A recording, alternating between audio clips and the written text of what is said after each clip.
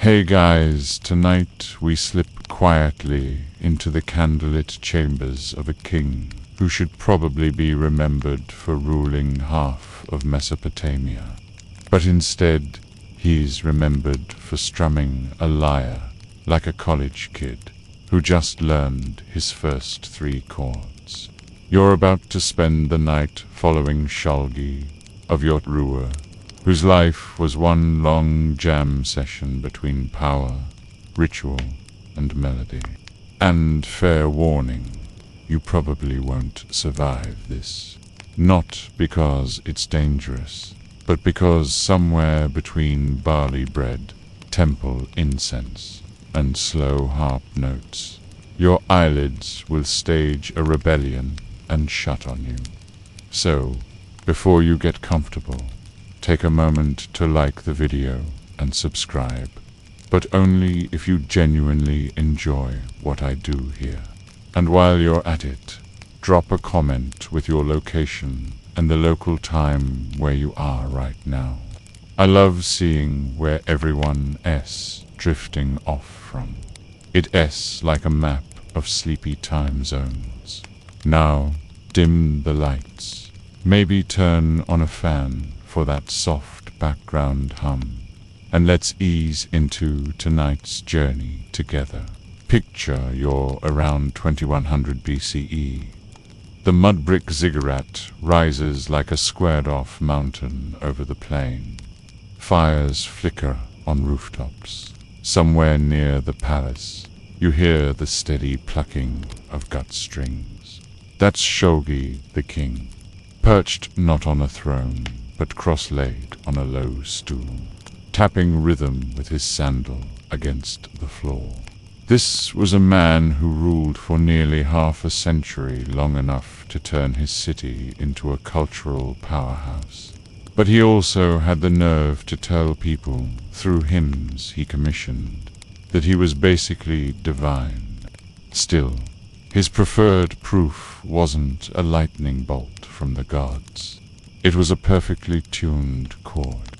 The funny thing is, most rulers in Mesopotamia spent their spare time hunting lions or leading chariot parades. Shulgi did those things too. But then he'd go back inside and start rehearsing scales like a teenager hiding in the garage. Historians still argue whether he genuinely had musical talent, or whether his courtiers just told him what he wanted to hear. That's a classic problem of power. No one wants to be the first person to say, "Your Majesty, maybe stop singing." One fact we know with confidence is that Shulgi didn't just dabble. He had professional scribes record poems about his musical mastery. He claimed he could run from Nipper to your inn one day, which, spoiler, probably didn't happen. And then, with the same straight face, he'd declare that he sang better than anyone else. Modern scholars debate the running stunt endlessly, but his boasts about music get less scrutiny. Maybe because music doesn't leave ruins the way temples do. Unless you count the ruins of your patience when a monarch starts his 4th encore. Imagine the scene. The palace courtyard is warm with braziers, fragrant with cedar oil, and noisy with cicadas. Shulgi doesn't start with a military march or an official hymn. He starts with something softer. A trickle of melody floats through the air, a mix of formal Sumerian rhythm and whatever his personal flair added. Courtiers gather. Some genuinely enjoy it. Others probably calculate how convincing their applause needs to sound. One quirky tidbit from tablets is that Mesopotamian tuning wasn't standardized. Instruments might be tuned to modes that sound off to us today. So picture this king belting out a melody in a scale your ears can't quite recognize. while everyone pretends it's the greatest music ever composed. The most interesting part isn't that Shulgi sang. It's that he turned his own musicianship into part of his political brand. If a modern politician stood up and declared, "I can solve foreign policy because I also play jazz saxophone," you'd roll your eyes. But Shulgi leaned into it. He claimed his wisdom and rhythm were one and the same. He told his people that the gods had tuned him the way a craftsman tunes a lyre, stretched tight across duties, resonating in harmony with divine will. You get the sense that his self-image as a performer bled into everything else. Issuing laws was like reciting verses. Even eating bread with his officials turned into choreography, a meal as performance art. That's how he wanted to be remembered, as someone who could conduct not only music but an entire kingdom. And here's where it gets cozy. You can almost hear the soft thump of drums in the background, the buzz of string resonance hanging in the air after each pluck. A few servants move quietly with jugs of beer. Someone clears their throat, not daring to interrupt. The king leans back, strums again, and nods like he's playing to an invisible beat only he can hear. It's the sort of repetitive, rhythmic sound that, if you were sitting in that courtyard, would start to pull your eyelids lower. Of course, none of this means he wasn't dangerous. Absolute monarchs always are. If someone had whispered that he was out of tune, that critic might have vanished into some corner of the city, never to return.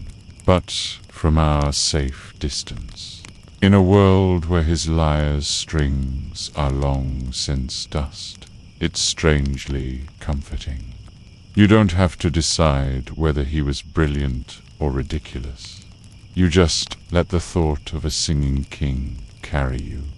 So here we are, standing at the threshold of his day, before the dawn ceremonies, before the oil baths, before the petitions, banned soldiers. There's this image of Shulgi plucking his strings, tapping his sandal, and humming into the warm Mesopotamian night. Already, he's setting the tone for everything that follows. His life won't be told through bloody conquests or broken monuments, but through rhythm and repetition, like a lullaby that stretches across centuries. The palace of Ur at dawn did not wake with a sudden clang of trumpets or a burst of commotion. Instead, it stirred slowly, like a long breath being drawn after the night. Torches guttered low in their stands, as the earliest rays of light spilled across mud-brick walls that had stood for generations. The city outside was already alive with the bleating of goats and the faint chatter of vendors setting up their stalls. But within the palace compound there was a stillness, a kind of hushed reverence for the beginning of the king's day. Shulgi himself rose early, not because he needed to. Kings could wake whenever they pleased, but because he believed the rhythm of the morning set the rhythm of his rule. You can imagine him sitting upright on his low couch, stretching arms that bore more rings than some families owned in wealth, and looking toward the shuttered window where pale light slipped through. He didn't leap to his feet with a soldier's efficiency, nor did he linger lazily like a spoiled noble. Instead, there was something ritualistic in his movements, a practiced routine that blended luxury with discipline. His attendants were already waiting, of course. The moment he stirred, they moved forward with quiet steps, careful not to break the soft silence that hung in the room. The first duty of the morning was to refresh the body before refreshing the mind. Warm water, drawn and heated before dawn, was poured into clay basins. Servants carried jars of scented oil, while another laid out cloths of fine linen. Even at this early stage, Shulgi's life was part ceremony, part comfort. Bathing wasn't only about cleanliness, it was about preparing himself as a vessel worthy of his dual role as king and almost god. Mesopotamian rulers were thought to stand in the space between mortals and divinity, and so every small act of grooming took on symbolic weight. A splash of water was purification, the oil was blessing, the combing of his hair was alignment with cosmic order. Historians still argue whether Shulgi himself initiated these rituals with genuine piety, or whether they were simply inherited traditions from earlier kings that he exaggerated for effect. But either way, they set a rhythm. He was not a man to stumble half awake into his duties. He wanted his court, his soldiers, even his rivals, to believe that every action of his day carried intention, like carefully measured notes in one of his musical performances. After bathing came clothing. His garments were not gaudy in the way later kings would prefer, weighed down with jewels and clashing dyes. Instead, they carried dignity. Robes woven of wool, patterned with borders that spoke of rank. There was a symbolic sash, tied in a knot that only his closest attendants were trained to prepare. Around his neck, a pendant inscribed with a prayer to Nana, the moon god of Ur, was fastened. This little detail, the pendant's prayer, wasn't only spiritual, it was political too. Ur's chief deity was Nana, and wearing the god's blessing was like wearing the city itself around his neck. By the time he was dressed, the palace had shifted from stillness to a hum of activity. Courtiers began assembling in outer chambers. Scribes with tablets tucked under their arms waited for instructions, and guards at the gates shifted their weight as they prepared for another long day of ceremonial standing. Shulgi, however, lingered a little longer inside, not rushing forward. This was the moment when he balanced himself before facing the torrent of voices that would soon demand his attention. There is a charming yet quirky tidbit from ancient records. Some kings were said to hum or chant quietly during their morning preparations, a kind of personal tune to mark the day's beginning. It wouldn't be a stretch to imagine Shulgi doing the same, perhaps strumming lightly on a portable lyre while his attendants worked around him. Imagine the odd picture, a monarch having his hair smoothed and robes adjusted while gently plucking out notes, letting sound settle him into focus. In a world before alarm clocks or morning coffee, this was his way of centering himself. Breakfast would come soon. Barley cakes, dates, and watered beer. But he did not eat until after the initial consultations. His mind was sharper on an empty stomach, or so he believed. And besides, delaying his meal showed restraint, an image he was careful to cultivate.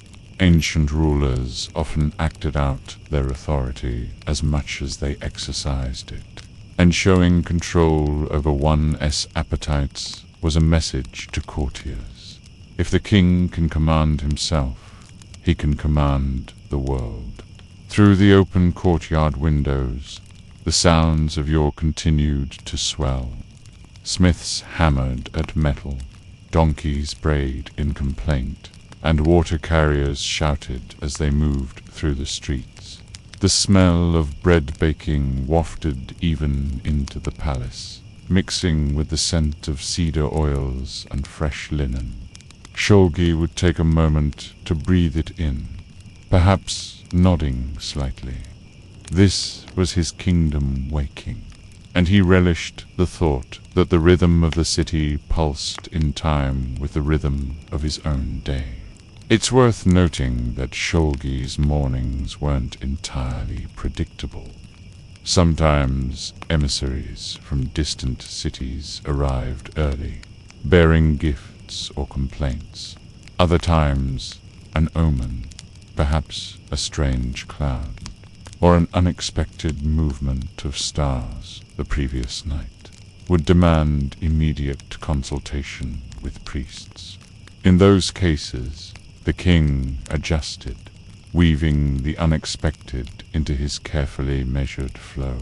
Historians suggest he prided himself on being adaptable, claiming that his wisdom was as flexible as the tuning of a string. Still, more often than not, the start of his day followed this quiet sequence. Rise, bathe, dress, center himself with sound, and prepare for the world outside his chamber. By the time he finally stepped into the larger hall, where his officials waited with their tablets and bows, he was no longer merely a man. He was the conductor of an orchestra that was the kingdom itself. His attendants knew it, his courtiers knew it, and Shulgi himself seemed to enjoy the performance. If you could stand there with him, watching the faint gold of morning stretch across the mud brick walls, you'd see a ruler who understood both pageantry and routine. He believed that control over the beginning of the day meant control over everything that followed.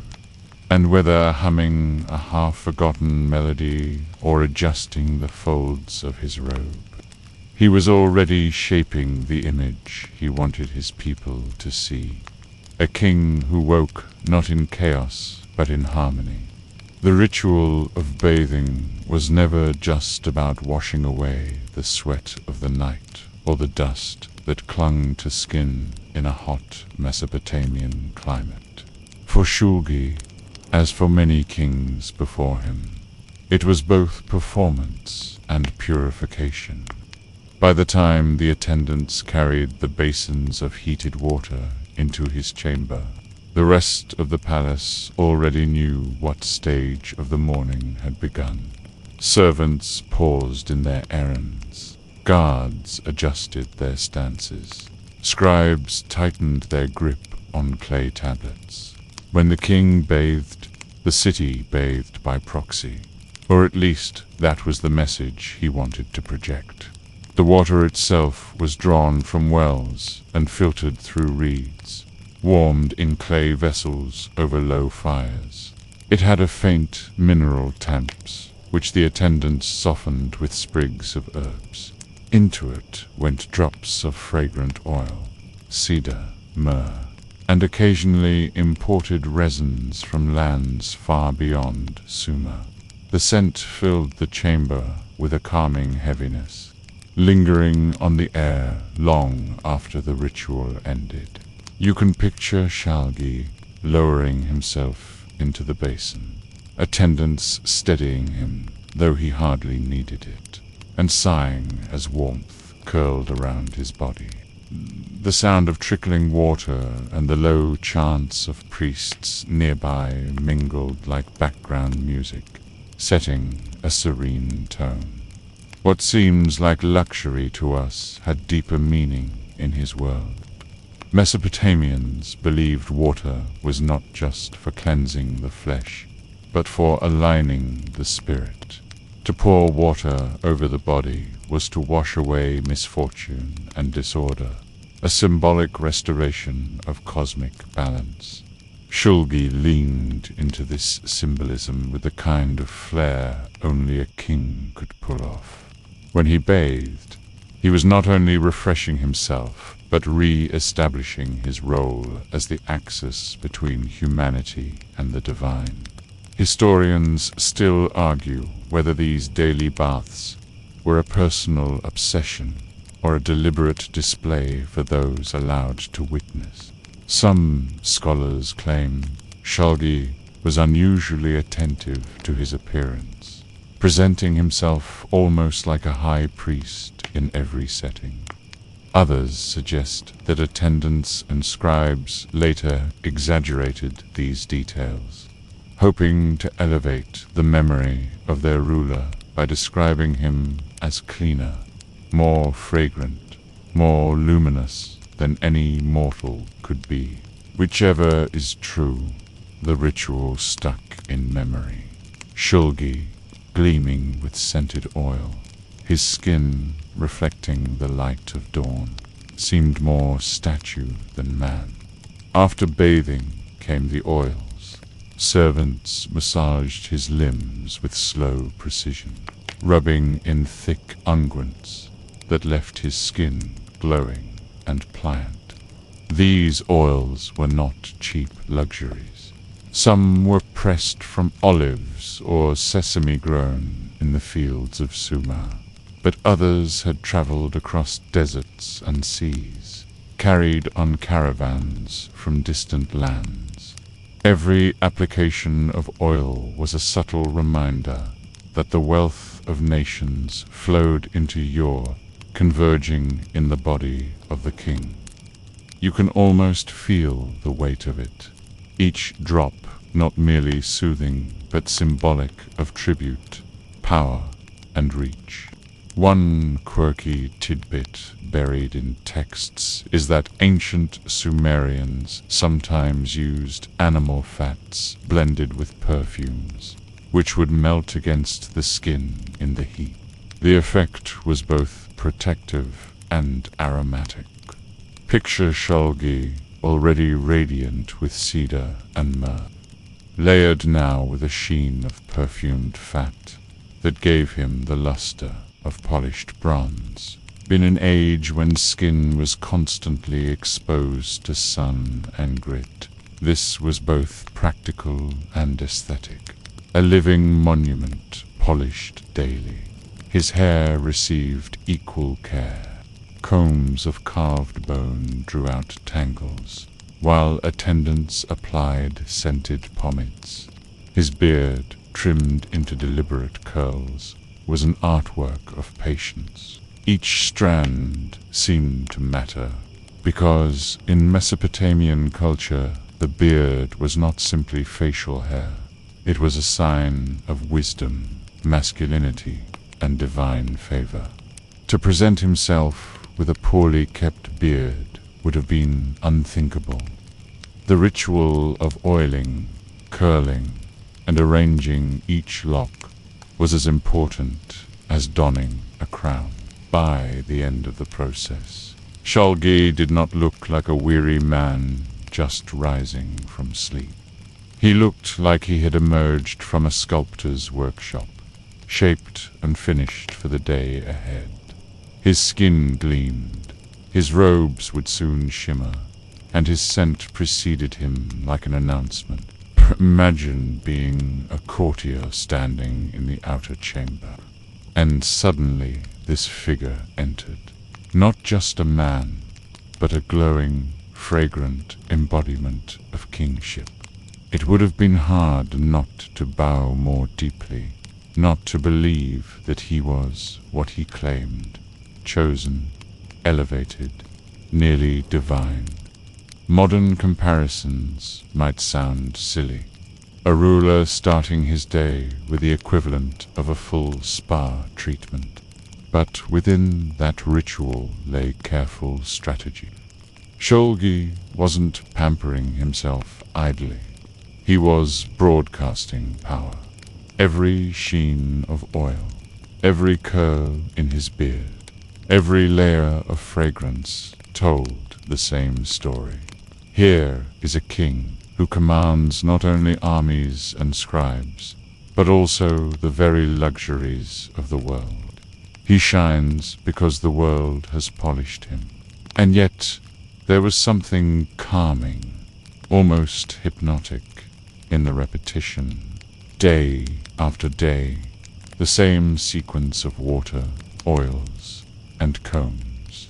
For attendants it must have blurred together, a rhythm like the steady pluck of a lyre string. If you close your eyes, you can hear it. The splash of water, the scrape of combs, the low hum of priests. It becomes like a lullaby, a background cadence that slips you further into drowsiness, even as the king emerges brighter. By the time the ritual ended, Shulgi was transformed, ready to face scribes, judges, priests, and generals. But underneath all that polish, he was still the same man who had picked up his lyre the night before, strumming softly into the dark. The difference was that now his whole body had been tuned, like an instrument freshly strung, oiled, and prepared for performance. He was no longer simply awake. He was staged. The chamber that followed the bathing hall was filled not with perfumes or oils, but with the scrape of styluses on clay and the hushed murmur of voices rehearsing lines of cuneiform. This was where the scribes and scholars waited, an assembly of men whose tools were red pens and whose weapons were words. Before Shulgi ever touched his breakfast, he made time to hear from these keepers of order. It was as much part of his daily rhythm as bathing or praying, because in a world without printing presses or neat files of paper, these scholars were the living memory of the state. Picture them, seated in rows on reed mats, each with a clay tablet balanced carefully on a knee, a pot of wet clay nearby for corrections. Their fingers were stained, their backs stooped from hours bent over their work. Some whispered lines of Sumerian lore or poetry to themselves under their breath, as if repeating the words made them truer. Others stared nervously at the door, waiting for the moment the king would appear.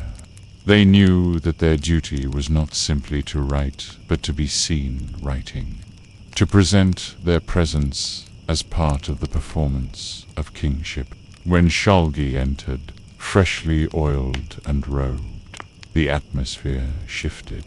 Everyone rose, bowed low, and pressed their hands to their chests. He did not immediately speak. Instead, he let the silence stretch just long enough to remind them of his place at the center of their world. Then he gestured, and the first scribe stepped forward, carrying a tablet inscribed with reports. These reports ranged from the mundane to the extraordinary. Grain tallies from storehouses, counts of sheep and cattle, lists of temple donations, a complaint from a farmer about water diverted unfairly, a record of soldiers rotated in and out of duty. All of it mattered, because in the fragile ecology of Mesopotamia, mismanaging barley or irrigation could lead to famine.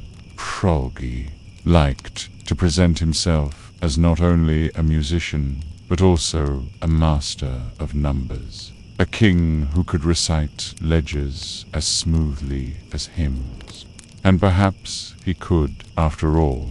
He claimed to have mastered mathematics alongside music, declaring that no one else could match his wisdom. Historians still argue whether Shulgi genuinely possessed this wide learning, or whether it was the scribe's flattery turned into official record. Some suggest that he could indeed read and write, unusual for kings of his era, while others doubt he had the time to practice cuneiform at such a level. But in his hymns he boasted of surpassing scribes in their own craft. Whether truth or propaganda, the image stuck. The king as scholar among scholars, not just warrior or priest. Among the tablets came other matters too. Fragments of proverbs, hymns drafted for approval, omens recorded from the sky. Shulgi was deeply interested in weaving knowledge into his rule. A quirky tidbit appears in one inscription, suggesting that he liked to quiz his scholars, testing them on lines of proverbs and challenging their memory. Imagine the tension in the room. A nervous scribe fumbling a line while the king smiled knowingly, enjoying his role as examiner. To answer wrong was not fatal, but it was humiliating. And humiliation in the presence of a monarch was almost as dangerous. After the reports and recitations, a smaller circle of advisors stepped forward. Astronomers, temple scholars, legal minds. They brought forward not just facts, but interpretations. A certain star had flickered unusually last night. Did that mean the gods were restless? A canal wall showed signs of strain. Would it hold through flood season?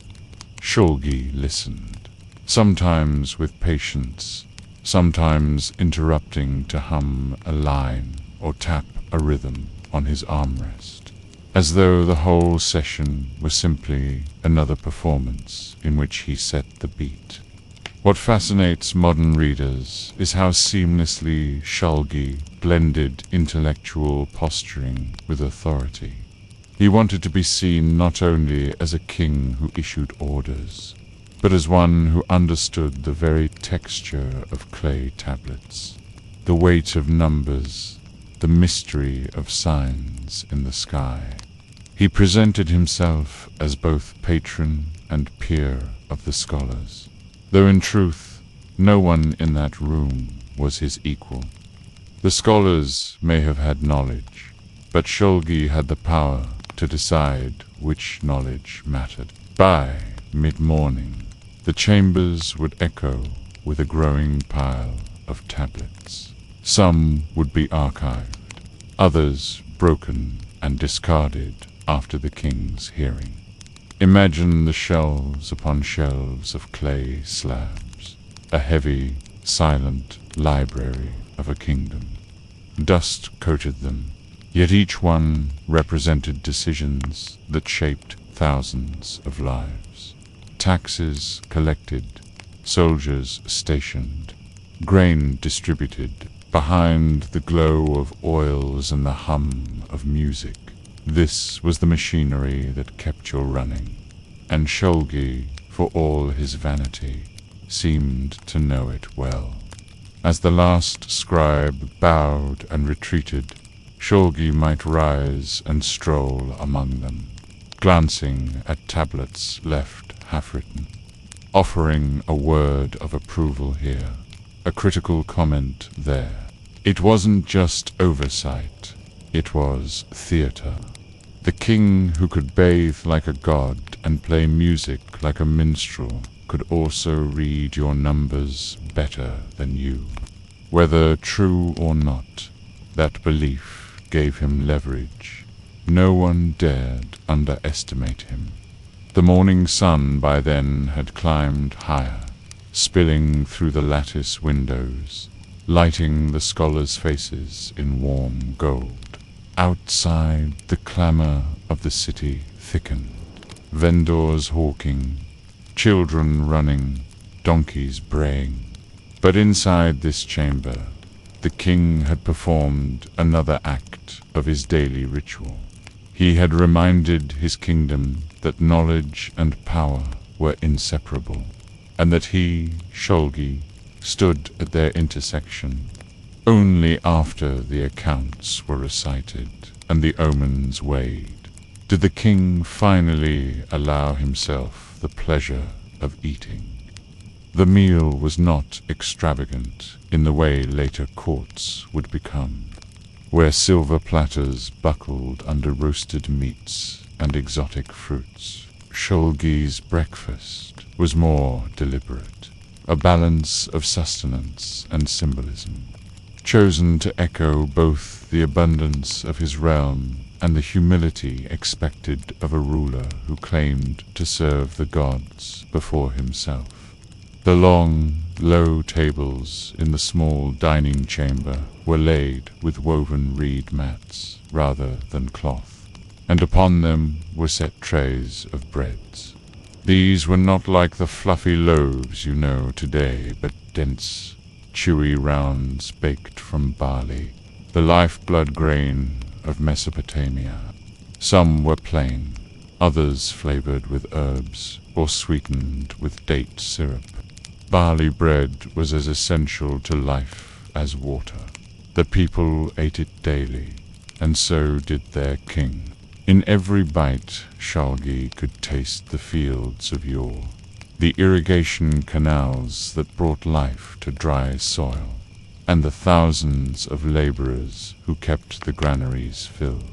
Servants carried jugs of beer, not the frothy, golden brew of modern taverns, but a thick, porridge-like drink made from fermented barley. It was consumed through long straws to filter out the husks, and it served as both nutrition and refreshment. The king's cup was finely crafted, yes, but the contents were the same as what the humblest shepherd might drink. This, too, was theatre. By drinking what the people drank, Shulgi could present himself as one with his subjects, even while sitting in a palace perfumed with incense. Alongside bread and beer came bowls of dates, glistening with syrupy sweetness, sticky against the fingers. Cheese made from sheep's milk, soft and slightly sour, rested on clay platters. Sometimes honey was added to the spread, a delicacy imported from distant lands.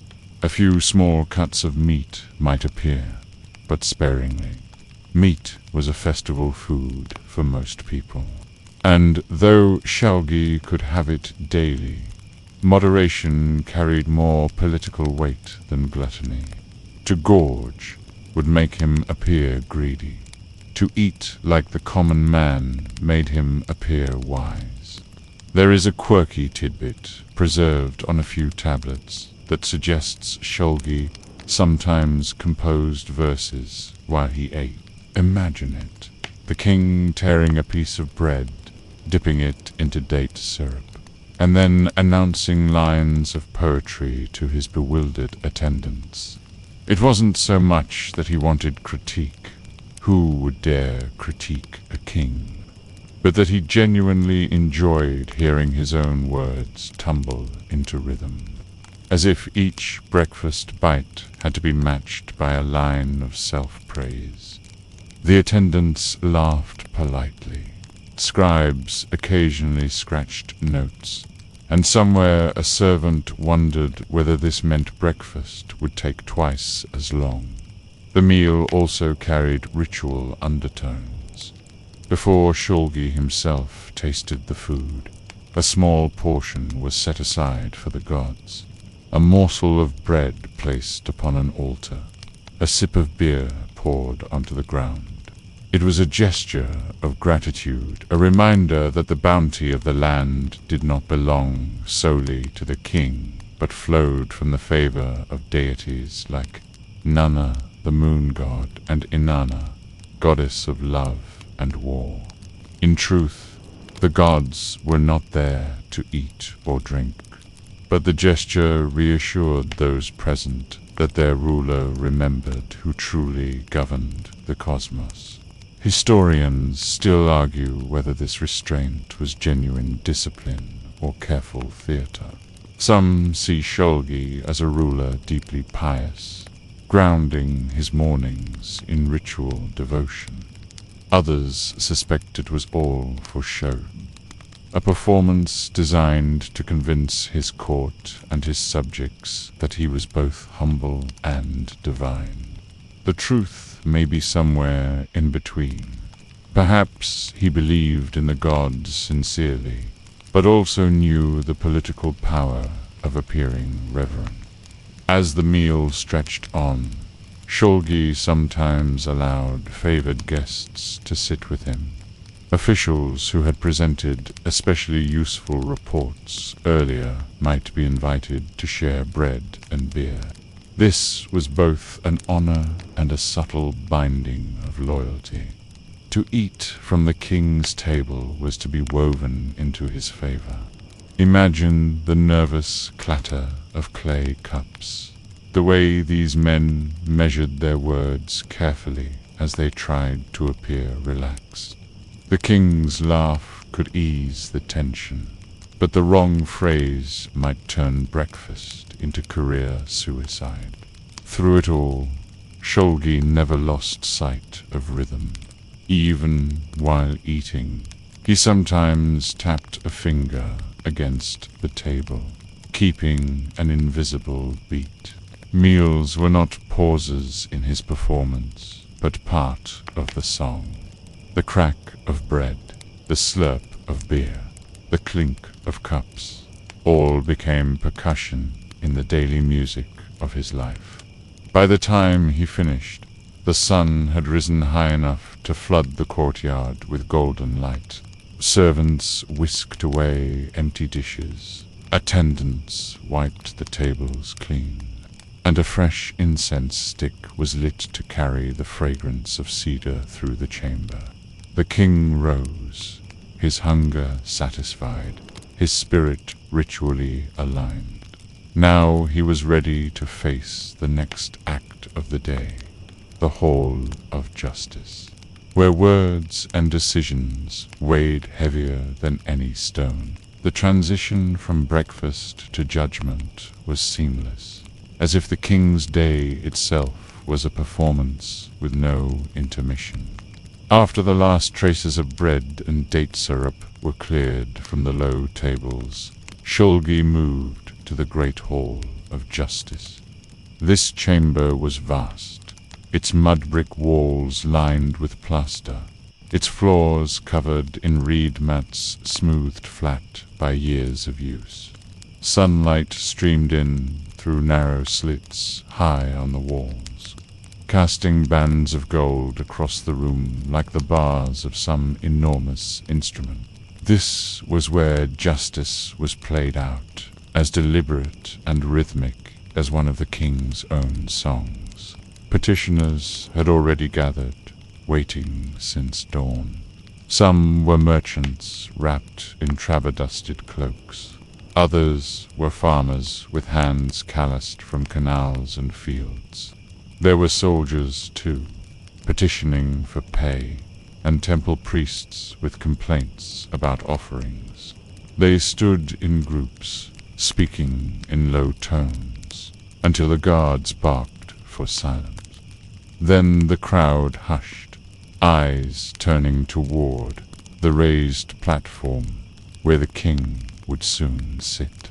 When Shulgi entered, the hush deepened. He was no longer just a man who had bathed in cedar oils or eaten barley bread. Here he was the living axis of law, the figure who could bind a contract with a word, or unravel it with a glance. His robe shimmered faintly in the light, his beard curled and perfumed, and when he sat upon the throne, the room seemed to pivot around him. The proceedings began with the scribes. They stepped forward, each carrying a tablet inscribed with the petitions. One by one, they read aloud, their voices steady but subdued, so as not to overshadow the authority of the king. The cases varied in gravity.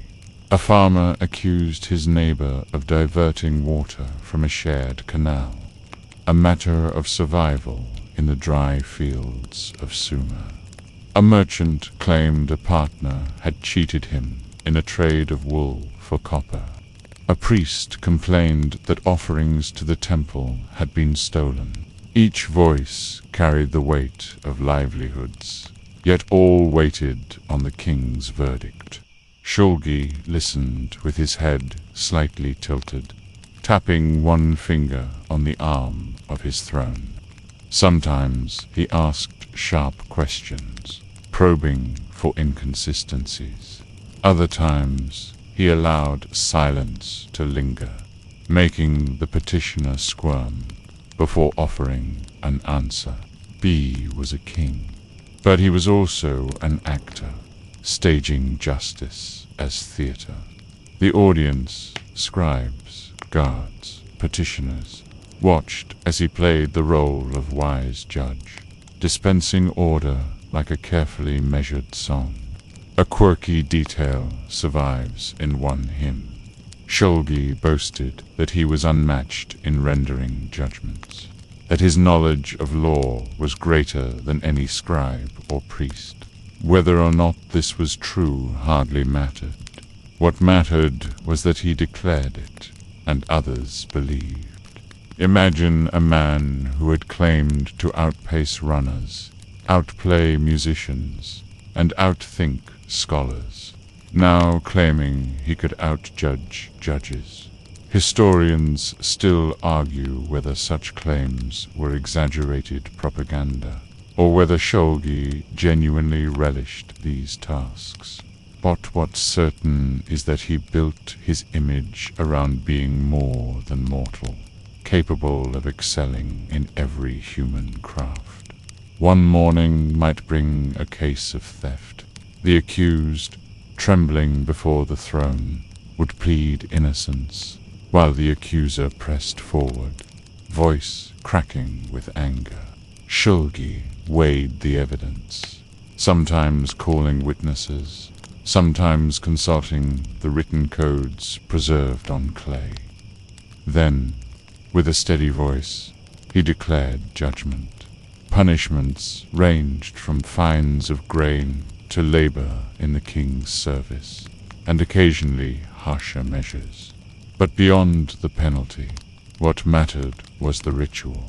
Justice was seen to flow from the throne, binding society in visible order. You can almost picture the rhythm of it, the scribe reading, the petitioner pleading, the king pausing, the verdict spoken, over and over, a cycle as steady as a drumbeat. The whole became a stage where law was not abstract but embodied, visible, audible. The people saw not clay codes, but the king himself shaping justice with his words. And through it all, Shulgi infused performance. Now and then he compared his judgments to music, boasting that just as a lyre must be tuned, so too must disputes be balanced. He claimed his voice could soothe anger the way melody soothes sorrow. To the people present, weary from fields and travel, it must have felt both impressive and strangely calming, as though the weight of their problems had been translated into part of the king's endless performance. When enough cases were heard, the scribes collected the tablets, storing them for record. Shelves grew heavy with these slabs of clay, small monuments to disputes resolved and laws enforced. Shulgi rose slowly, the final signal that judgment was over for the day. Guards ushered the petitioners out, some relieved, some bitter, but all bound by the verdict. The performance had ended, but its effects would ripple through the fields and markets of York. As the hall emptied, the smell of dust and sweat lingered, mingling with the faint trace of cedar from the king's robe. Shulgi stepped away, calm and composed, ready for the next act of his daily rhythm. For him, justice was not just a duty. It was part of the harmony of the world. Another note in the grand song he believed he was composing with his reign. The rhythm of the day shifted from the quiet hum of scribes and the measured tones of justice to the sharper, louder world of soldiers. By mid-morning the palace courtyards rang with the clang of weapons and the stomp of disciplined feet. This was no accident of scheduling. Shulgi, who styled himself as musician and scholar, also insisted on presenting himself as the supreme commander. His mornings were crafted like a symphony, building from silence and order toward volume and movement. When he emerged onto the training ground, the sun had risen high enough to burn away the last of the morning's coolness. Dust rose under the sandals of the assembled troops, who stood in straight ranks, shields gleaming with fresh polish, spears catching the light like rows of reeds in a marsh. The air was hot with sweat, leather, and metal, carrying the raw scent of discipline. Guards in ceremonial armor flanked the path, but beyond them were lines of rank-and-file soldiers, the real muscle of the kingdom. Shulgi did not rush through this ritual. He walked slowly, letting the soldiers feel his gaze pass over them. Every nod he gave, every pause in his step, was calculated to remind them that their order and strength existed because of him. And indeed, the soldiers seemed to respond in kind. Chests expanded, shoulders squared, eyes sharpened. A king's approval was worth more than extra pay. It was a binding promise. He saw them, he valued them, and in return they would follow him anywhere. The inspection began with the officers. Captains presented themselves, bows deep, while scribes read off lists of names, rations, and equipment. Shulgi listened, sometimes asking questions about supplies or the condition of a garrison at the far edge of the kingdom. His mind, though steeped in poetry and lore, never strayed far from logistics. The strength of Ur's empire depended not only on brave men, but on bread, bronze, and well-kept roads. A forgotten shipment of grain could weaken an army faster than enemy arrows. Historians still argue whether Shulgi himself ever fought in open battle, or whether his reign, unusually long and stable, allowed him to spend more time on pageantry than combat. Some evidence suggests he led campaigns in his early years, while others claim his true genius was in maintaining order through administration rather than violence. Either way, he knew the value of soldiers, and he knew the value of being seen among them. After the officers came the demonstrations. Units marched in formation, shields locking with a sound like thunder, spears thrust forward in perfect rhythm.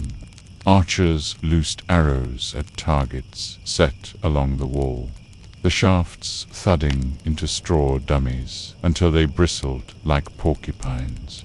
Chariots rattled past, their wheels grinding the dust, horses snorting with foam-flecked mouths. The performance was as much for the king as it was for the soldiers themselves, a reminder of their own discipline, their own collective strength. A quirky tidbit from some later sources suggests that Mesopotamian kings occasionally enjoyed boasting about their own athletic feats, during such inspections. Shulgi, who famously claimed to have run from Nippur to Ur in a single day, likely relished these moments. Imagine him standing tall in his scented robes, gesturing to the lines of sweating men and announcing that he, too, could outpace them all if he wished. Whether anyone believed it hardly mattered. What mattered was the image. The king as more than mortal, his body as tuned as his lyre. There was music here, too, though of a different kind. The drumbeat of feet striking the ground, the clash of bronze against bronze as shields met in practice, the whistle of arrows, the creak of chariots, the snort of horses. Shulgi seemed to savor these sounds, as if they were another verse in his endless hymn. He had his courtiers describe the army as his instrument of power, with each soldier a note contributing to the harmony of the whole. The metaphor might seem stretched, but for Shulgi, everything was performance, and the army was his loudest chorus. As he watched, he occasionally called out praise, his voice carrying across the courtyard. A soldier who marched with unusual precision might be singled out, his name recorded by scribes for reward. A unit that faltered might receive a sharp word, or even punishment. The soldiers, aware that every move was noticed, held their discipline with strained intensity. The king's gaze could lift or break them. By the time the review ended, the courtyard was thick with dust, sweat, and the glow of exertion. Shulgi raised a hand, signaling the close of the ritual. The soldiers slammed their spears against the ground in unison, a final, thunderous salute. For a moment, the entire palace seemed to vibrate with the sound, a resonance as powerful as any lyre string. When Shulgi turned to leave, the effect lingered. The men remained in formation, chests heaving, eyes fixed forward, until he had passed completely from sight. Only then did the tension ease, the lines break, and murmurs rise again. For them, the morning inspection was exhausting but unforgettable. The king himself had walked among them, judged them, and bound them tighter into the fabric of his reign. For Shulgi, it was another movement in his daily composition. He had tuned himself with water and oil, set the tempo with scholars and scribes, and now raised the volume with the thunder of an army. The harmony of the day continued, each act feeding into the next. And as he moved from the martial courtyard toward the sacred temples, the rhythm softened again, ready to shift from the clang of bronze to the fragrance of incense. The palace grounds gave way to the broad processional road, and with the soldiers dismissed to their barracks, Shulgi's entourage shifted toward the temples. The transition was deliberate. First the show of earthly power, then the reminder of divine connection. In Ur, no king could be seen as merely mortal. He had to stand as the bridge between city and cosmos, man and God. And so every day Shulgi made offerings, his steps echoing against the baked mud brick of paths that led to the towering ziggurat. The ziggurat of Ur was not simply a building. It was a mountain carved by human hands. Terraces rose in broad steps, their surfaces painted with white plaster that gleamed in the sun. At its summit stood the sanctuary of Nana, the moon god, whose light ruled the rhythms of time itself. As Shulgi approached, priests and attendants formed a solemn procession. Musicians joined as well, carrying lyres, drums, and pipes. The line of figures, robed and chanting, moved upward like a slow river of color against the bright stone. Incense burned at each terrace level, its smoke curling into the sky. The smell was dense, cedarwood, juniper, and imported frankincense that crackled in clay censers. To the ordinary citizens gathered at the base, the smoke must have looked like the gods themselves, breathing. The people watched their king climb, their heads tilted back, their eyes half blinded by sunlight. This was not just worship. It was theater staged for every onlooker. Shulgi knew it, and he leaned into the performance. Before entering the inner shrine, he paused to pour a libation. From a fine jug, he let a stream of beer splash onto the ground, darkening the dust. A fragment of bread followed, placed reverently on a small altar. These gestures were simple but loaded. The gods eat first, the king eats second, and the people eat last. Cosmic order flowed downward, and Shulgi was both its guardian and its recipient. Inside the shrine, the atmosphere shifted from open-air grandeur to hushed intimacy. The space was small, walls darkened with soot from countless incense fires, floor worn smooth by generations of worshippers. Here, only a handful of priests and musicians accompanied him. The statue of Nana stood at the center, silver eyes gleaming in lamplight, its carved form bathed in offerings. The king bowed deeply, not as a man groveling, but as a peer, acknowledging another power. Historians still argue whether these daily offerings were personal acts of devotion or public demonstrations of legitimacy. Some scholars point to Shulgi's hymns, where he praised himself as chosen by the gods, suggesting he truly believed in his special link. Others claim he was pragmatic, understanding that as long as the priests declared him favored, his people would accept his rule as ordained. Whatever the truth, his ritual presence in the temples solidified his image as both earthly ruler and divine instrument. Music was never far from these ceremonies. Priests chanted hymns in steady rhythm, voices layered one atop another like woven fabric. Lyres plucked out slow, deliberate chords, each note vibrating in the small chamber until it seemed the walls themselves hummed.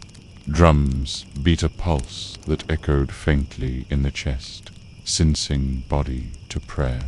Shulgi often joined, humming under his breath or striking a few notes himself. It wasn't tea vanity here, but participation.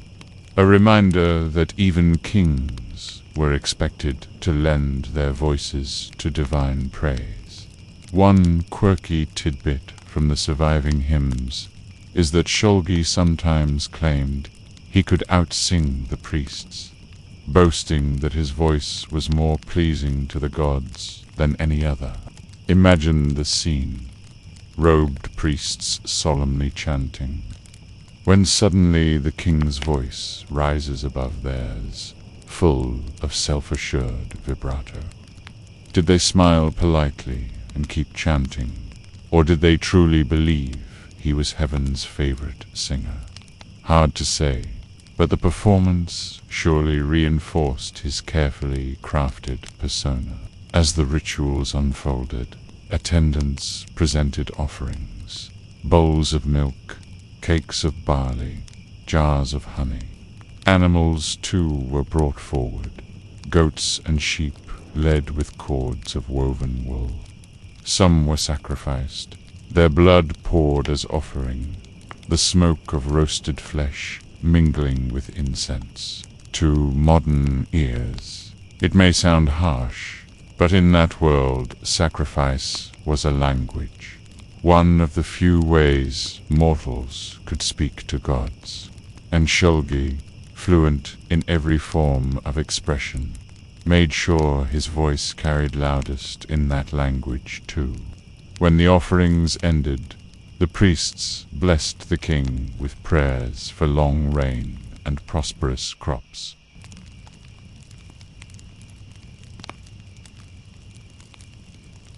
He turned then, slowly, so that those waiting outside the shrine could see his radiant form emerging from shadow, cloaked in the fragrance of smoke and the echoes of chant. The descent down the ziggurat steps was as ceremonial as the ascent. Musicians played softer now, the beat slowing as though the entire city were exhaling. Citizens pressed forward for a glimpse of their ruler, craning their necks, whispering prayers. Children clutched their mothers' robes, wide-eyed at the glitter of his pendant in the sun. By the time he reached the base, the ritual had completed its circuit. Heaven acknowledged, earth assured, order reaffirmed, and Shulgi, satisfied with the harmony of incense, chant, and sacrifice, moved on toward the council halls. For if the gods had been honored, now it was time for men to be managed, and in that chamber his lyre would reappear in the most unexpected way. The council hall of Ur was less sacred than the ziggurat, but no less important. Where the temple connected the king to the gods, the hall connected him to men. Governors, generals, tax collectors, emissaries from allied cities. It was here that decisions rippled outward to shape the daily lives of thousands. Yet, in typical Shulgi fashion, even this most practical of gatherings carried the undertone of performance. He was not content to preside as a silent figurehead. He wanted to dazzle, to remind every guest that Ur-'s throne was held not only by authority, but by brilliance and music. The chamber itself was long and high-ceilinged, its plaster walls painted with bands of geometric patterns. Clay tablets stacked in neat piles along benches gave the impression of order, though in truth they represented the chaos of empire. Tax rolls, labor assignments, records of land grants, lists of temple rations, courtiers filed in first, followed by governors in elaborate robes, their sashes dyed with rare pigments. Then came emissaries, each bearing gifts or tokens of loyalty. A hush fell when the king arrived, the scent of cedar oil preceding him, his robe gleaming faintly in the filtered light. At first, the proceedings looked much like any council. Reports were given on irrigation projects, grain yields, and caravan routes. Governors spoke of markets in Uruk or rebellions brewing near the Zagros foothills.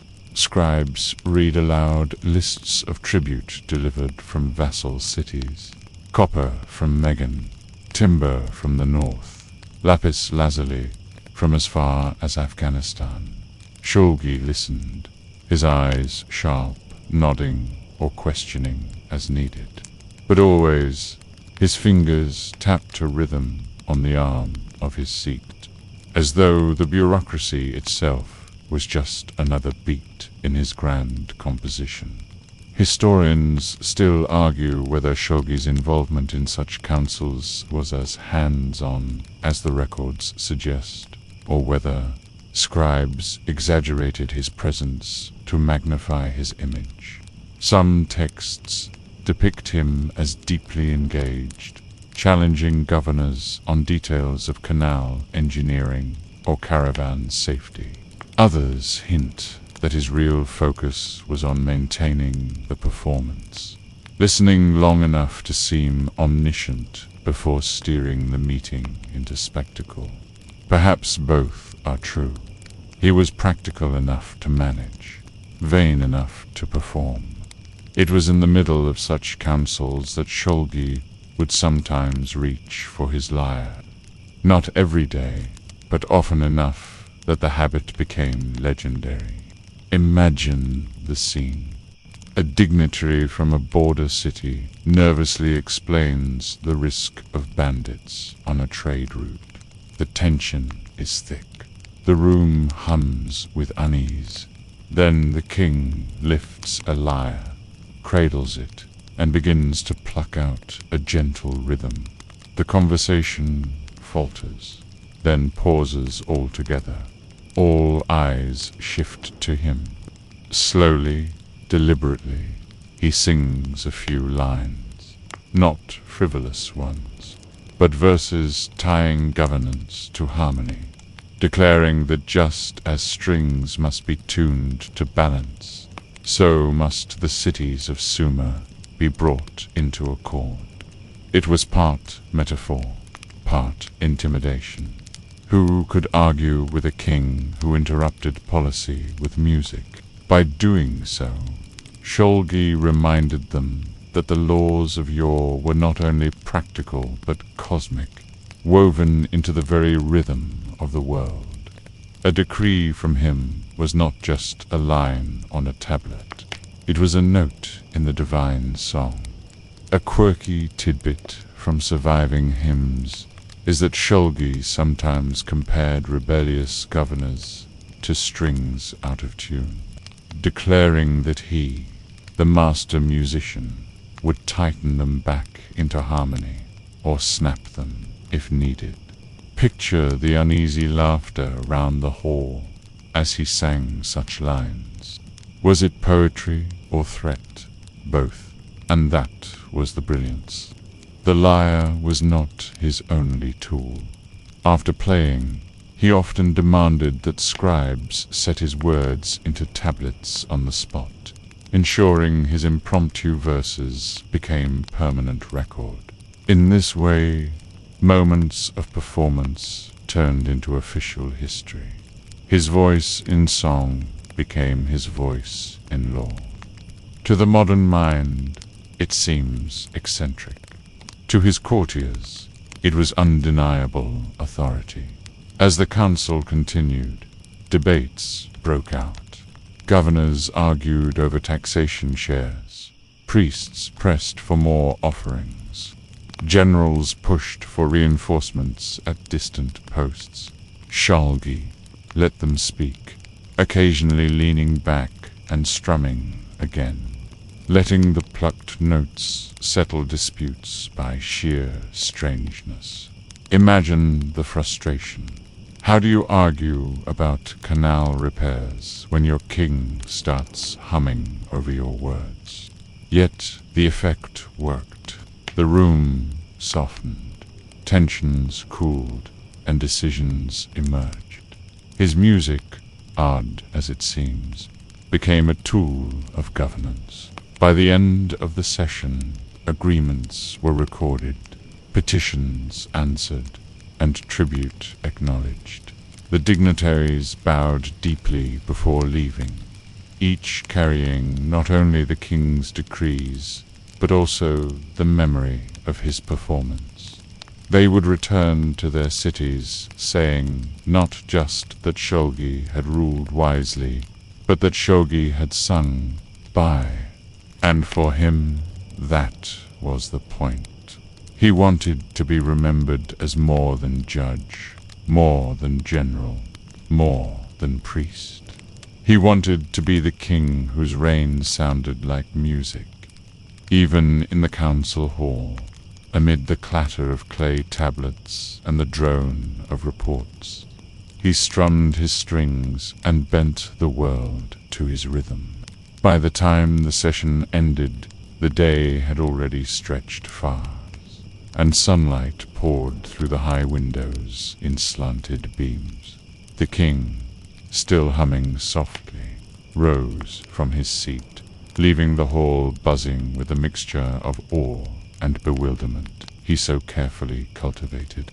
Ahead lay the streets of yore, where the king would step not as judge or musician, but as a figure among his people, walking through the pulse of the city itself.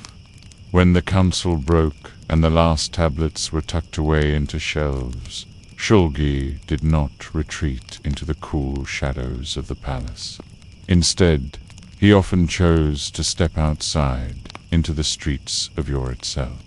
For all his divine airs and polished rituals, he understood the power of being seen, and nothing displayed authority more clearly than a king walking among his people. To the citizens, it was a moment of wonder, almost disbelief.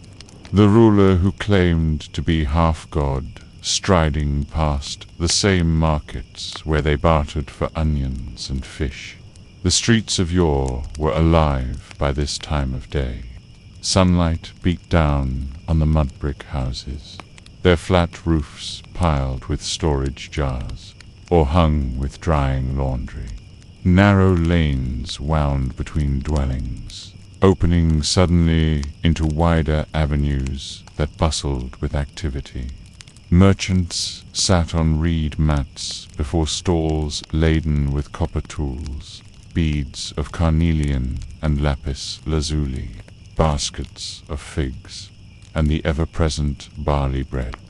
Donkeys brayed as they hauled carts of grain, and children darted between legs, laughing, until a sharp word from a parent pulled them back.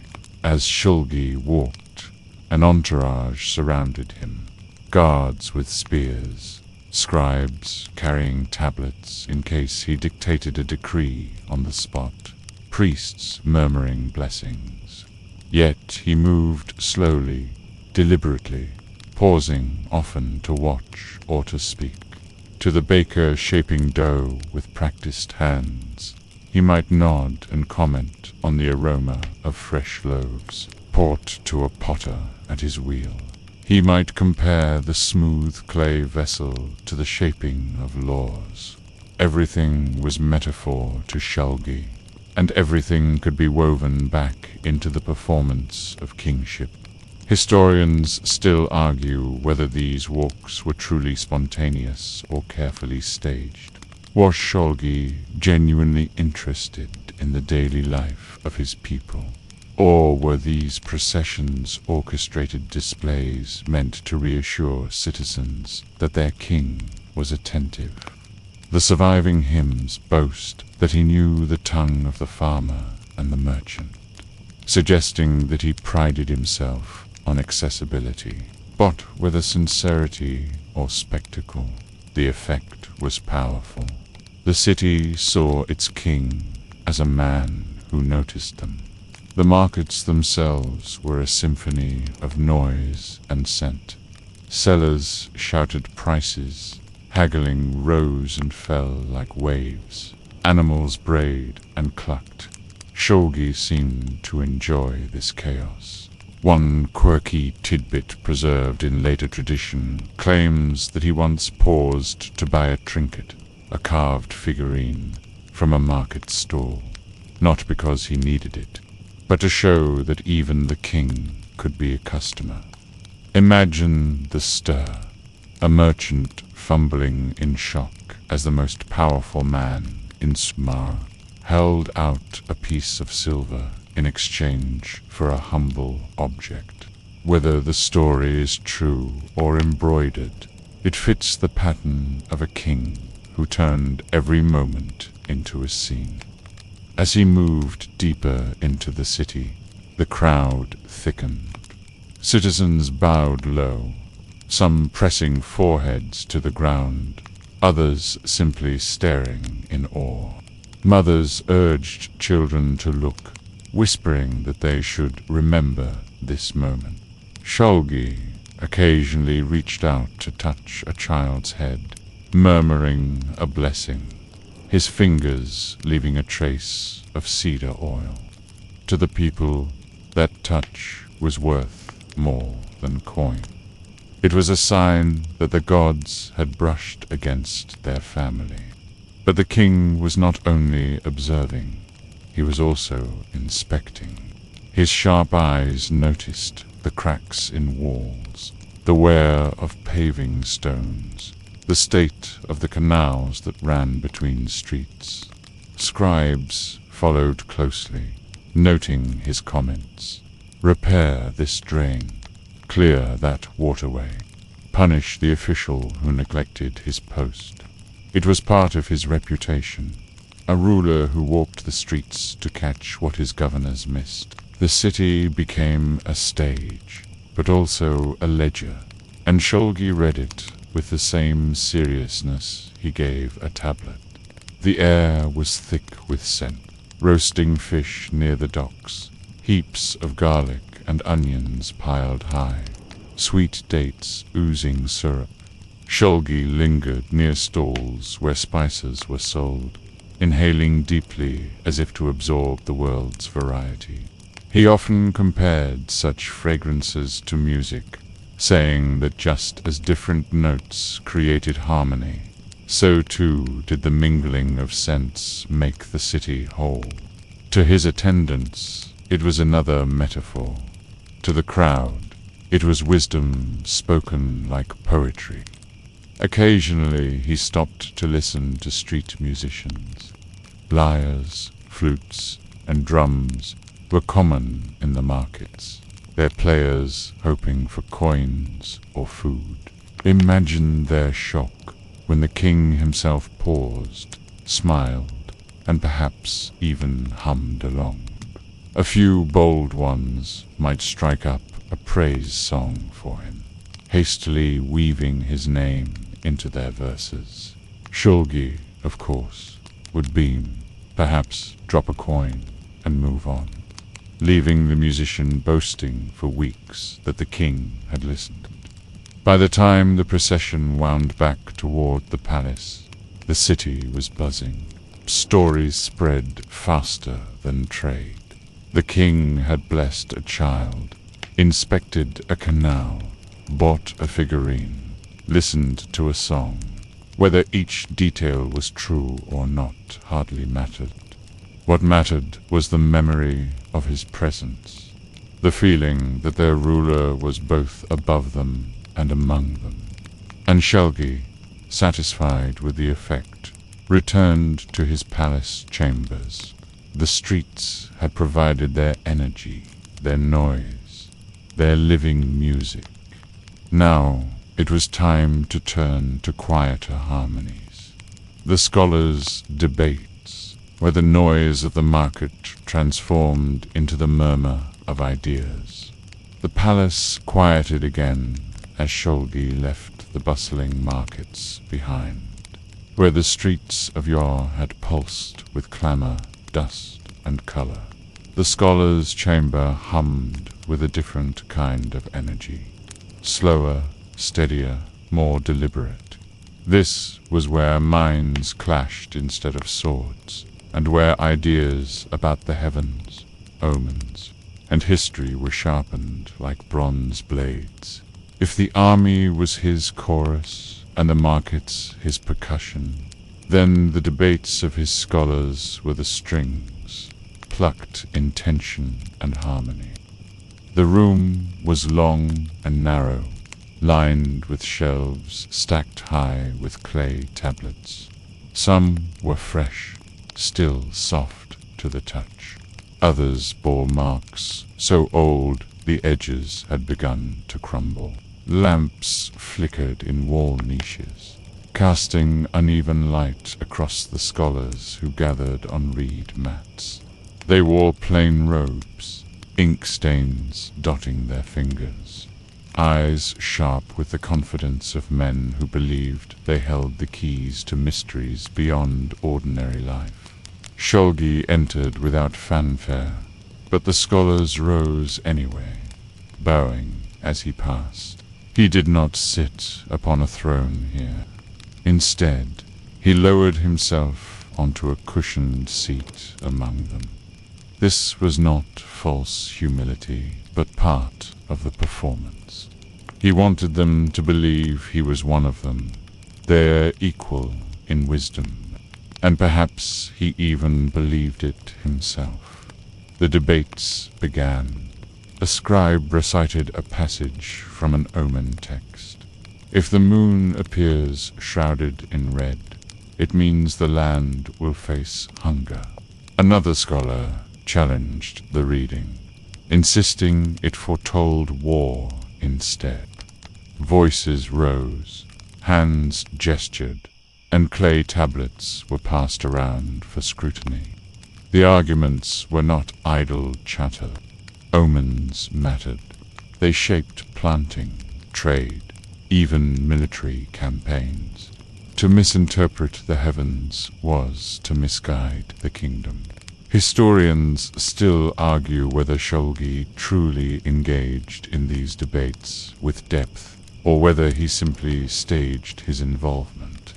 In his hymns, he claimed to have mastered all knowledge, from mathematics to music to divination. Did he really grasp the complexities of omen lore, or did he simply repeat phrases fed to him by priests? The truth may never be known. But in the chamber, he behaved as though he were not only participant, but leader.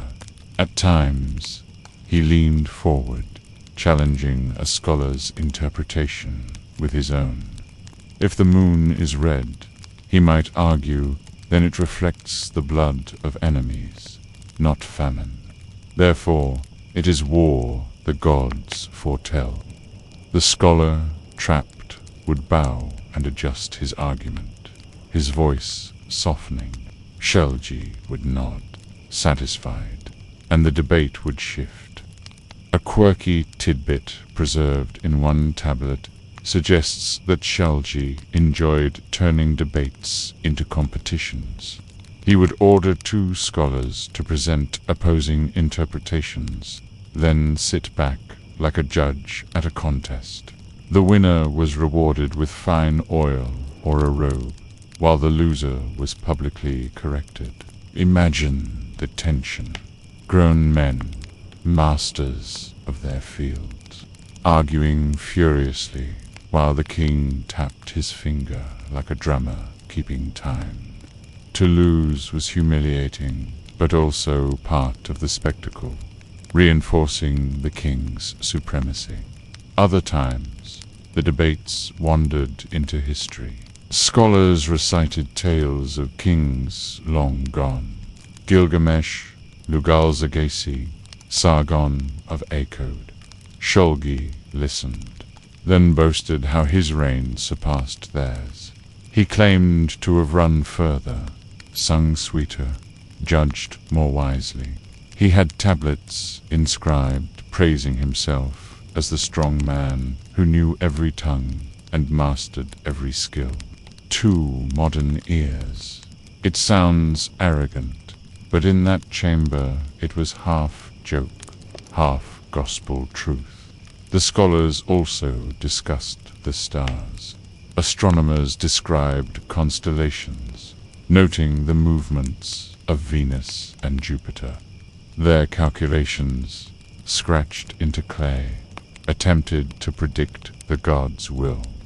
Shulgi loved these moments, for they married science and divinity in a way that appealed to his self-image. He sometimes compared the sky to a musical instrument, the stars as notes struck by unseen hands. "Listen," he said, "the heavens sing as I do." It was a metaphor, of course, but also a claim. If the stars could sing, then his song was cosmic. The chamber grew thick with incense smoke and the low murmur of voices. Hours passed, the rhythm of debate rising and falling. Some arguments ended in laughter, others in muttered frustration, but all ended with Shulgi's final word. He made sure of it. Whatever conclusion was reached, he framed it as his own, weaving his voice into the chorus of scholarly opinion until it seemed that wisdom itself issued from his lips. By the time the debates drew to a close, the lamps burned low. Scribes collected the tablets, stacking them for storage. Shulgi rose, his robe smelling faintly of cedar and smoke, his face glowing with satisfaction. To his scholars, he was both patron and participant, a king who did not merely rule over knowledge, but embodied it. To himself, he was more. He was the one who tuned the very strings of wisdom, making them vibrate in harmony with his reigns. Outside, the day was slipping toward evening. The hum of markets softened, and shadows lengthened along the street. For Shulgi, the scholars' debates had been another movement in his daily symphony.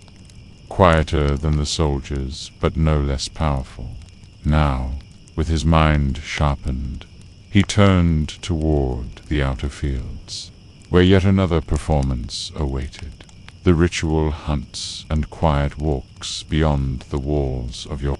Beyond the dense streets and thick palace walls stretched the open fields of Ur, where dust shimmered under the fading afternoon sun, and irrigation canals snaked like veins across the landscape.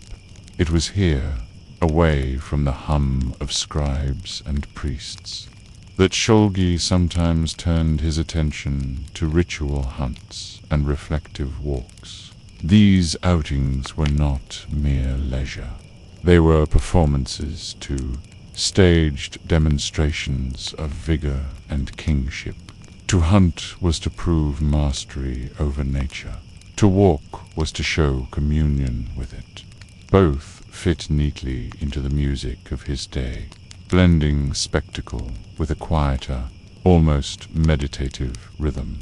The hunts were formal occasions. Soldiers prepared the grounds beyond the city, driving animals toward designated areas, while attendants carried bows, spears, and nets.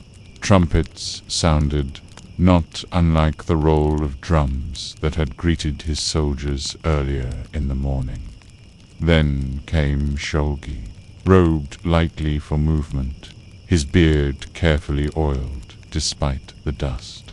He was not the image of a rugged hunter, but of a king who could step into any role with ease. Animals chosen for the hunt were not always wild in the sense we imagine.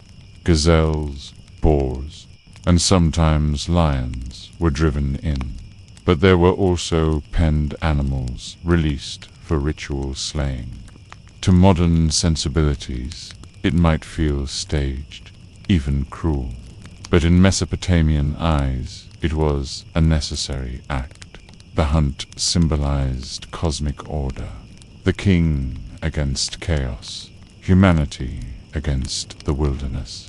When Shulgi loosed an arrow, he was not just aiming at a beast. He was affirming that the gods had given him strength to keep disorder at bay. Historians still argue whether Shulgi truly excelled at hunting, or whether the records of his legendary skill were exaggerated. Some hymns boast that he could strike any beast with a single arrow, his speed surpassing all others. Skeptics suggest these claims were propaganda, part of the same self-praise that described him as singer, runner, judge, and scholar. Yet the spectacle itself mattered more than the truth, even if attendants ensured that the animals could not escape the sight of the king drawing a bow. And dropping his quarry in one shot was enough to impress. There is a quirky tidbit from later tradition that Shulgi sometimes recited verses even while hunting. Picture it: the king crouched in tall grass, whispering a line of poetry as he steadied his aim, then loosing the arrow in perfect rhythm with his words. The attendants, no doubt, cheered, half for the kill, half for the performance. The blending of art and action was pure Shulgi, turning even a hunt into a stage for song. But not every outing was a hunt. Often, after the ritualized chase concluded, Shulgi lingered in the quiet fields.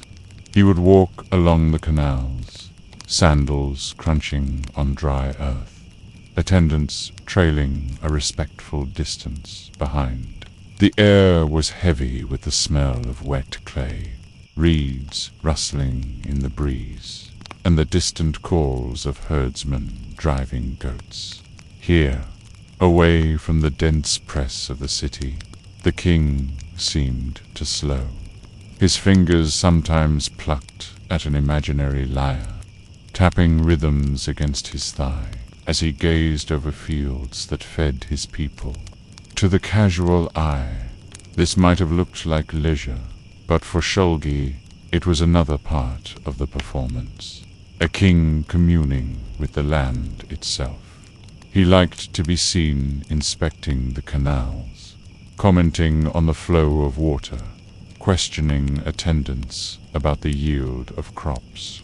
Scribes dutifully recorded his observations, whether or not they were practical. It was enough that he appeared attentive, as if the fields themselves answered only to his gaze. In those quiet moments, you can imagine the rhythm of his day softening.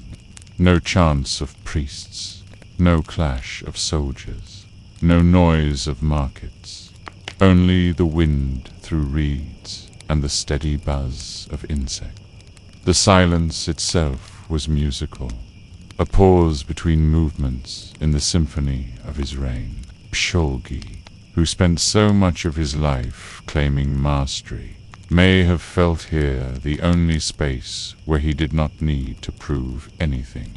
Or perhaps even in silence, he thought of performance, crafting an image of the king who not only ruled men, but also walked with the gods along the irrigation banks. When he finally turned back toward the city, the sky had begun its slow shift toward evening.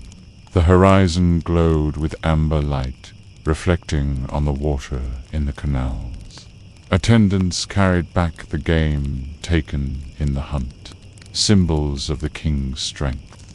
Farmers and shepherds, watching from a distance, would spread the word that they had seen the king walk among their fields, arrow in hand, gaze upon the land.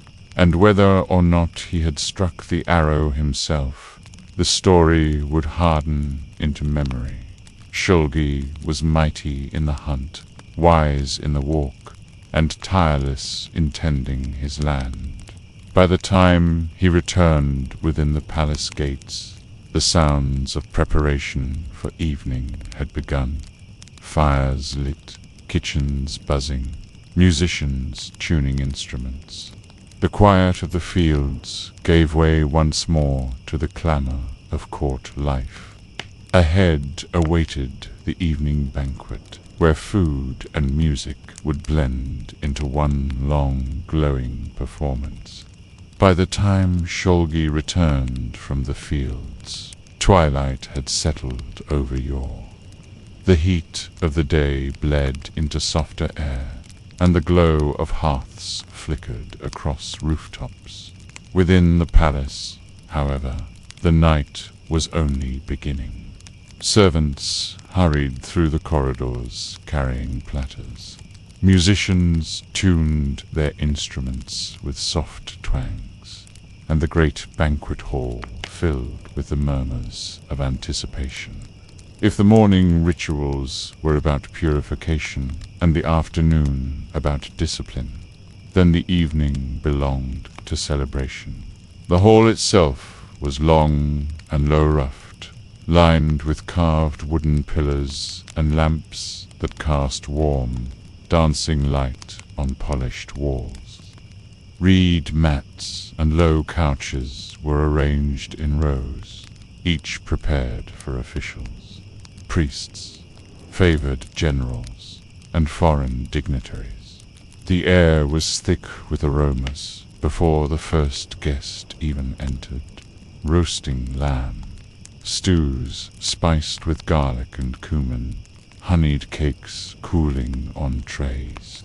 To step into the chamber was to be enveloped in richness. Shulgi made his entrance, not with silent gravity, but with flourish, unlike the stern composure of his morning courts. Here he laughed, embraced, gestured broadly. He wanted his guests to feel the warmth of his table, and yet he also wanted them to see that the abundance they enjoyed flowed directly from him. His robe shimmered in the lamplight, his beard gleamed with oil, and around his neck hung a pendant that caught every flicker of flame. He was not just host, he was the center of the feast's orbit. Platters were brought forward, tender cuts of mutton, skewered birds grilled over open flame, bowls of lentils, baskets of bread still warm. Large jugs of beer and wine were poured into tall cups. Guests raised them high, voices joining in a blessing to the gods and then to the kings. The first sip was slow, deliberate. A ritual before indulgence began in earnest. Soon the hall buzzed with conversation, laughter, and the steady clatter of cups. But food was only one layer of the banquet. Music began almost immediately, filling the spaces between words. Lyres strummed soft chords as flutes trilled high above. Drums added heartbeat rhythm, and singers wove verses of praise. Some sang hymns to the gods, others launched into stories of past kings. Inevitably, the verses turned toward Shulgi himself, for what singer in his hall would dare leave him unpraised? Their songs described his strength, his wisdom, his unmatched voice, and the harmony he brought to the world. Here, Shulgi often could not resist joining. At first, perhaps, he hummed along, tapping his finger against his cup. Then, inevitably, he took up a lyre, plucking strings as though no feast could be complete without his contribution. Imagine the tension among the musicians, to be both flattered and terrified that the king was now their fellow performer. He sang verses of self-praise, some improvised, others drawn from hymns he had commissioned. Guests cheered, applauded, even if the tune wavered. After all, who would dare critique the divine voice of their ruler? One quirky tidbit preserved in inscriptions is that Shulgi sometimes insisted his voice outshone that of trained singers, boasting that the gods themselves preferred his melodies. Whether guests believed this or not, they applauded all the same, clapping in rhythm until the hall shook with noise. For Shulgi, the banquet was never just about indulgence. It was about performance, and his music was the crown of the evening. Between songs, dancers filled the floor. Women with jingling anklets spun in circles, arms raised gracefully, their shadows flickering like flames against the walls. Storytellers followed, reciting tales of gods and heroes in rolling cadences, voices rising and falling like waves. The hall became a tapestry of sound and movement, each layer carefully woven to dazzle the senses. Historians still argue whether such banquets were nightly occurrences or reserved for special occasions. Some records suggest Shulgi loved feasting often, celebrating even small victories with lavish gatherings. Others argue the scale described in hymns was exaggerated, designed to paint him as a patron of endless abundance. Whatever the frequency, there is no doubt that these evenings left an impression. Guests carried home stories of overflowing food, golden light, and the king who strummed his lyre as effortlessly as he ruled. The night stretched long. Cups were refilled again and again, songs repeated until voices grew hoarse. Servants carried trays of figs, dates, and honey cakes for dessert.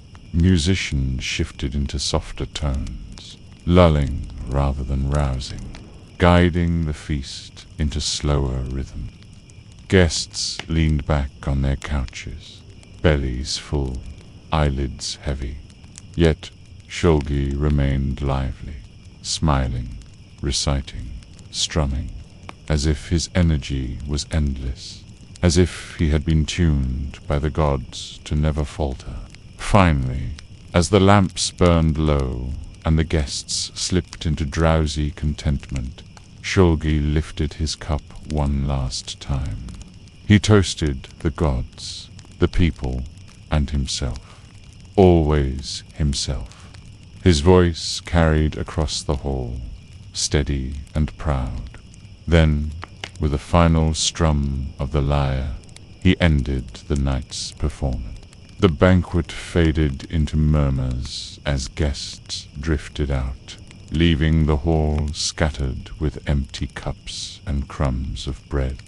Servants moved silently to clear the remains, while musicians packed away their instruments. And Shulgi, still radiant with cedar oil and song, prepared to retreat into the quieter chambers where the night would close. Ahead lay his final act of the day, not feasting, not debating, but the most intimate form of self-performance, the hymns of praise he composed for himself. After the banquet hall emptied, and the echoes of laughter and music faded into the night, Shulgi did not simply collapse into sleep. For a man who built his reputation on being more than mortal, rest itself was another opportunity for performance. In the quieter chambers of the palace, away from the noise of clinking cups and the sway of dancers, he gathered his scribes and musicians once more. This was the hour for hymns of self-praise, verses that would echo long after his voice stilled, etched into clay and memory alike. The chamber chosen for this nightly ritual was smaller than the banquet hall, but still richly adorned. Lamps burned low, casting long shadows on plastered walls decorated with painted rosettes and geometric patterns. A faint sweetness of incense hung in the air, mixed with the sharper tang of beer lingering from the feast. Cushions were scattered on the floor for scribes, who knelt with clay tablets ready. A lyre rested nearby, already tuned, waiting for the king's hands. Shulgi began, not with command, but with quiet. He stood in the center, letting the silence stretch until his attendants leaned forward, eager and tense. Then, in a voice that carried not only to the scribes, but, or so he claimed, to the heavens, he started reciting. His words were part poetry, part boast, part prayer. He spoke of his strength, his wisdom, his ability to outrun messengers, to outsing priests, to outjudge the judges themselves. Each line was carefully crafted to lift him higher, not only above his subjects, but even above the kings who had come before. One mainstream fact is that Shulgi truly did commission extensive self-praise hymns. Unlike most rulers, who relied on scribes to glorify them in official inscriptions, Shulgi appears to have dictated, or at least heavily influenced, these texts himself. They survive in fragments today, revealing a man determined to shape his own image in words as much as in deeds. Historians still argue whether this was sheer vanity or a calculated political tool. Some view him as an egotist who demanded applause at every turn, while others see a strategist who understood that memory itself was a battlefield, and he who controlled the story controlled the future. As he recited, musicians wove in soft accompaniment. The lyre strummed low chords, a flute trilled like the wind outside, and drums gave heartbeat rhythm beneath his voice. The effect was mesmerizing. Praise set to music, a king's ego transformed into liturgy. For the scribes, bent over their tablets, it was both duty and burden. They had to capture his words faithfully, knowing that even a small mistake might draw his ire. Yet they also knew that they were shaping the future, inscribing verses that would survive centuries if the clay endured. A quirky tidbit emerges from these hymns. Shulgi sometimes compared himself directly to gods, not only as their servant, but as their equal. In one, he declared that his music pleased the heavens more than offerings of fattened bulls. Imagine the audacity. In a world where sacrifice was sacred, he claimed his lyre could surpass it. The priests, no doubt, swallowed their unease and nodded, unwilling to challenge the voice that also commanded their rations and temple funds. But the hymns were not only for vanity. They served a real function. By repeating his achievements, his supposed day-long runs, his flawless judgments, his unending wisdom, Shulgi crafted a rhythm of legitimacy. Listeners, hearing these lines night after night, came to believe them as truth. In time, even memory bent to his verses. What might have begun as boast hardened into fact, repeated so often that contradiction seemed unthinkable. The performance stretched on into the night. The hall glowed with lamplight, shadows swaying as musicians played. Servants refilled cups with diluted beer, but the focus never drifted from the king. His voice rose and fell, sometimes booming, sometimes hushed, each cadence meant to lull his audience into both awe and drowsy submission. Even you, listening now, can almost hear that rhythm, like waves against the shore, carrying you deeper into stillness. Still, not all agreed with Shulgi's grand claims. Scholars today debate whether his hymns were genuine reflections of his reign or carefully exaggerated propaganda. Some note that the sheer confidence in these texts reveals a man secure in his power, able to boast without fear of contradiction. Others argue that the very need to compose such verses suggests insecurity, a ruler desperate to carve his greatness into stone before time eroded it. And yet, whether confidence or desperation, the result was the same. A king remembered as much for his songs as for his governance. By the end of the session, the scribes' fingers ached, their tablets heavy with wet clay inscriptions.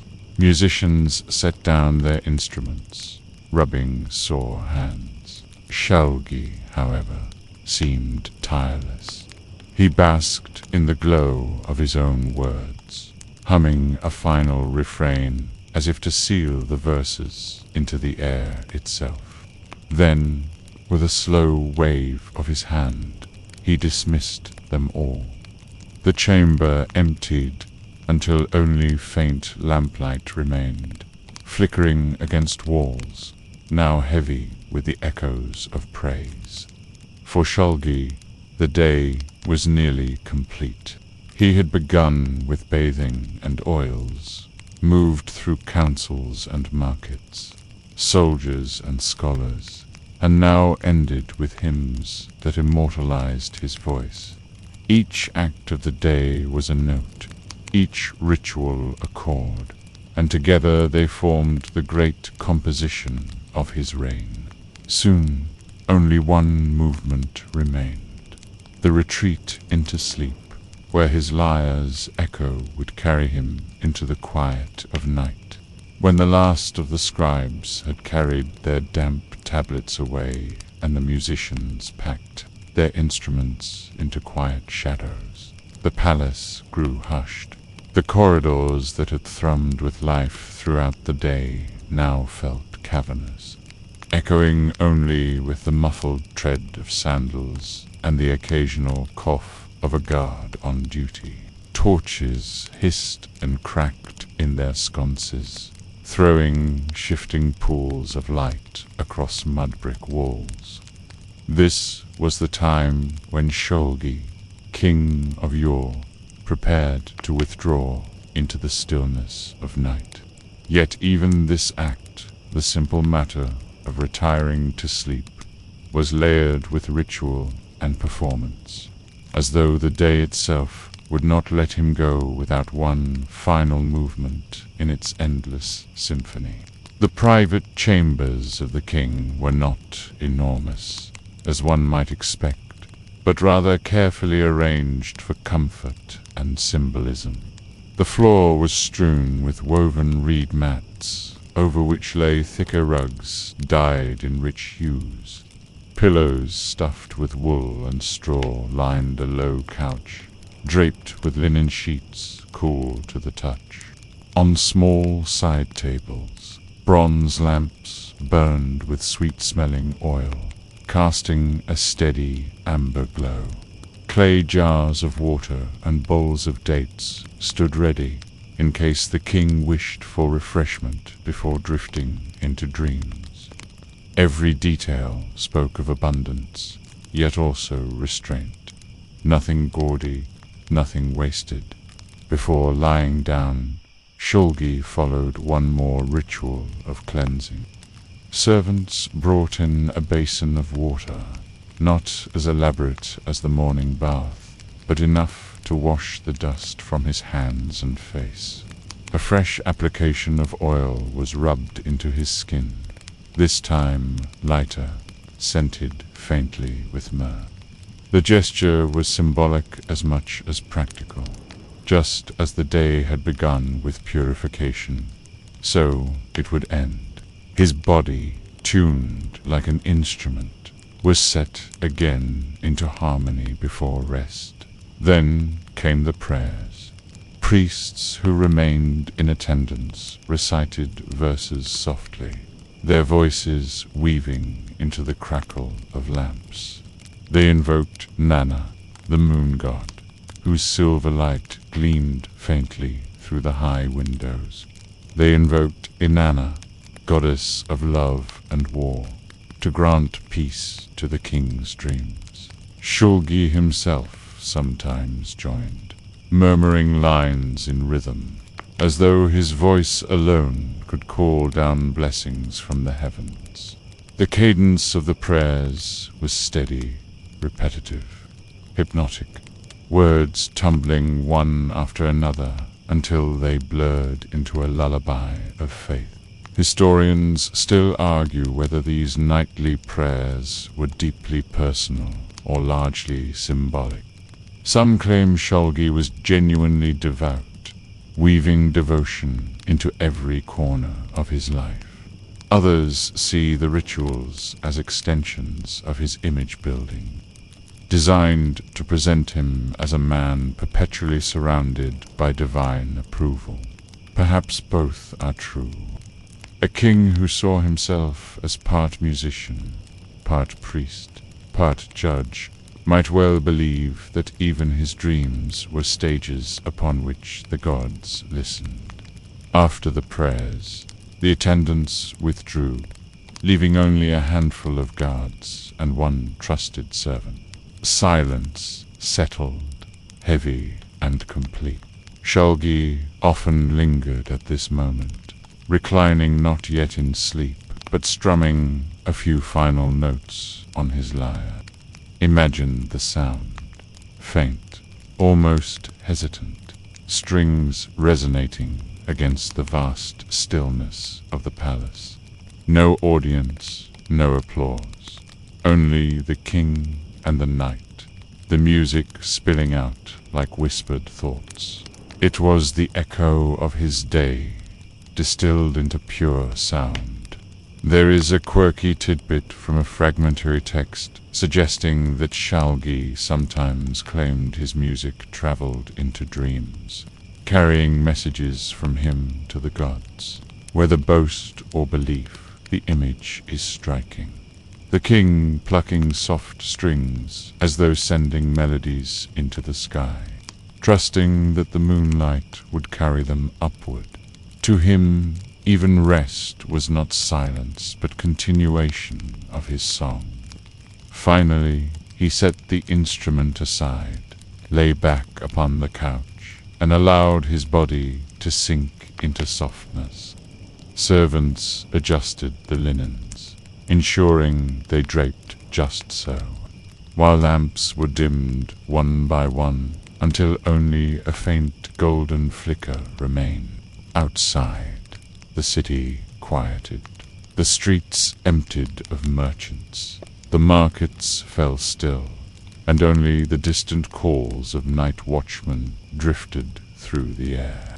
Ur itself seemed to sleep, its rhythm finally pausing, its breath slow and deep. Within his chamber, Shulgi closed his eyes. His day. From oil and bread to soldiers and scholars, from market walks to hymns of self-praise, folded into memory. To his attendants, he was a king at rest. To himself, he was a man completing the last note of a performance that never truly ended. Tomorrow, the sequence would begin again. Bathing, judgments, offerings, councils, hunts, banquets, hymns. The cycle itself was the song, and sleep was only the pause between verses. The final echo of the lyre seemed to linger even as dreams claimed him. The palace grew utterly still, the lamps burned down, and the king drifted into night, his music fading, yet never lost, carried into silence like a melody stretched across the centuries. And now, as the image of Shulgi's day settles in your mind, allow the pace to soften even more. The brightness of the palace halls dims, the noise of markets and councils drifts away, and you are left with the quiet hush of night over ancient Ur. Imagine the moon rising above the ziggurat, silver light bathing the bricks, shadows stretching long and slow across empty courtyards. The heat of the day has gone, leaving only the gentle breath of evening, cool against the skin. The streets that once rang with the cries of merchants are empty now. Donkeys rest in their stalls. Children sleep curled on rooftops under open skies. and even the watchmen lean against walls, their footsteps unhurried. The city exhales, as though all its thousands of voices have folded into one slow, steady hum. Within the palace, the king lies still. The torches are out, the oil lamps nearly spent, and his lyre rests silent beside him. Whatever noise or glory filled his day has vanished into the dark. There is no performance here, no audience, only the gentle rise and fall of breath. Even the memory of song seems to soften into nothing more than vibration, fading until it merges with silence. Let yourself drift into that same stillness. Picture the soft weight of linens, the faint scent of cedar oil, the distant sound of water flowing through canals beyond the walls.